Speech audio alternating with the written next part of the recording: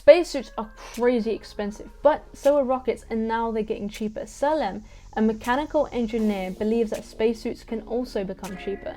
So, you ever wanted to design your own spacesuit? Ever wanted to try one? Well, Salem is designing Jordan's first spacesuit, and she's already begun. And I had a chat with her this morning, and this is what she said. Let's get into it. How did you become a spacesuit designer? In 2021, Salam, a mechanical engineer from Jordan, participated in a competition to design Jordan's first spacesuit. She quickly realized that designing a spacesuit was closely related to her degree in mechanical engineering, and it helped her quite a bit.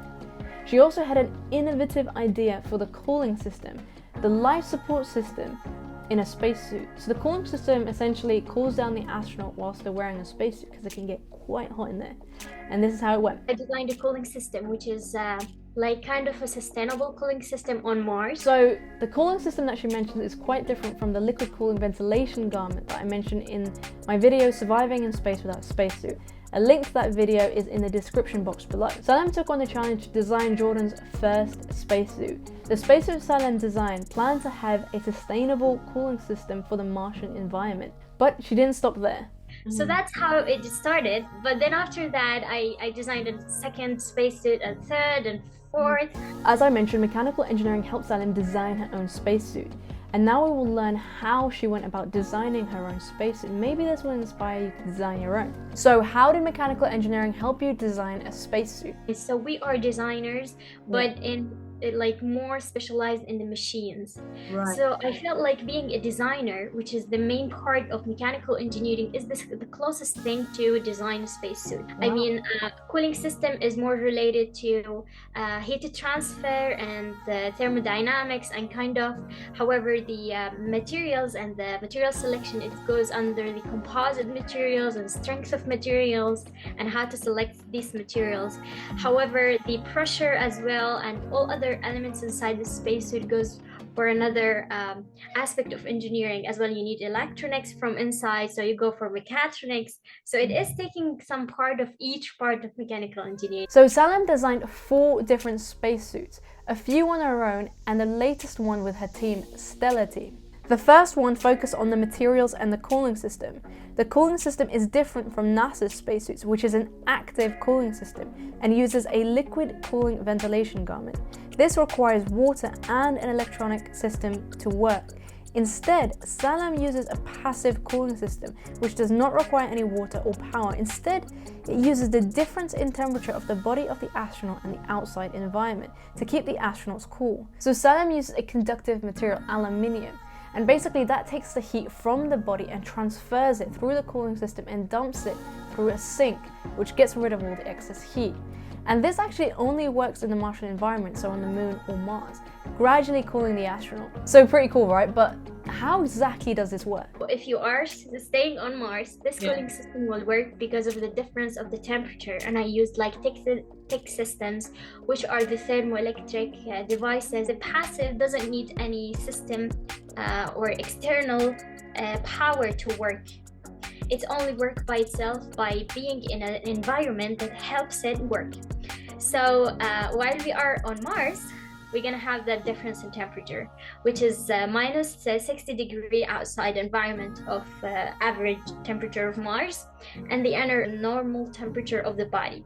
So having a cooling system within the suit is something that we call a life support system that will keep you alive. The cooling system has some challenges, which is why NASA isn't currently using it. It has an engineering issue. So right now it's actually not possible for the cooling system to touch the skin, which is needed in order to transfer the heat from the skin to the outside. And this is because of all the layers, the bulletproof layer, the mylar layer, all these layers which are required in order to have a functioning spacesuit.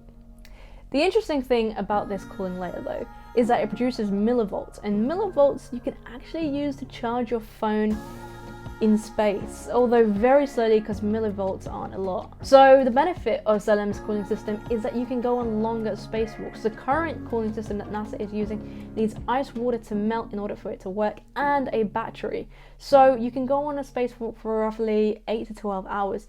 With Salem's cooling system, you can go on a spacewalk for roughly 24 hours, so not bad. Jordan has never had a spacesuit before, and currently Salem does not have a fully functioning spacesuit, but that is what she is working on. It's currently in its early stages, but I think it's on its way to becoming Jordan's first spacesuit. So what makes a functioning spacesuit, and how will you go about creating your own functioning spacesuit? For the real spacesuits and what makes it a functional spacesuit, it has to save your life. You need to have a cooling ventilation garment, because as you know, there's a layer outside which calls the mylar. It's like a composite material that works like a thermos. Isolate your body from the outer environment. Because being on Mars, it's like minus 60 degree C, so it's freezing. By isolating the astronauts with 5 layers of mylar, that makes it will suffocate you, because you have that metabolic load. Your temperature, your inside temperature will rise up little by little. So that's why we need a cooling system. Outside there is no atmospheric pressure. So we need to apply some pressure to the lung, micrometeorites that can, like make hollows with your garment or with the spacesuit you're wearing. So we need a Kevlar. Kevlar, it is a composite material that is like a bullet-proof layer that keeps you alive. We have also CO2 scrapping, because inside when you breathe out CO2, more CO2 inside your body will cause the death for the astronaut. How will you develop a spacesuit in order for it to become a fully functioning spacesuit? We need to make a pressurized spacesuit. What actually I would love to add to the spacesuit is having a spacesuit that can work underwater.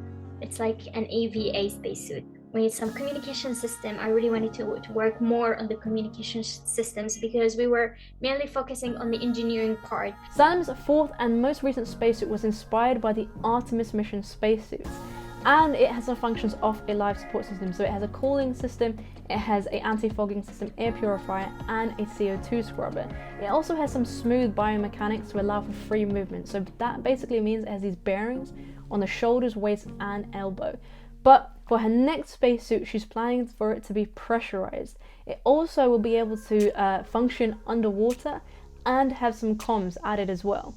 So, one astronaut can speak to another. So what materials will you use to design the spacesuit, and why? So we focused on designing or adding materials that are composite and that are lightweight. There's like access for almost all the materials. You only can find them in some special institutes or at college or at military. So I wasn't actually working with real Kevlar or with real mylar.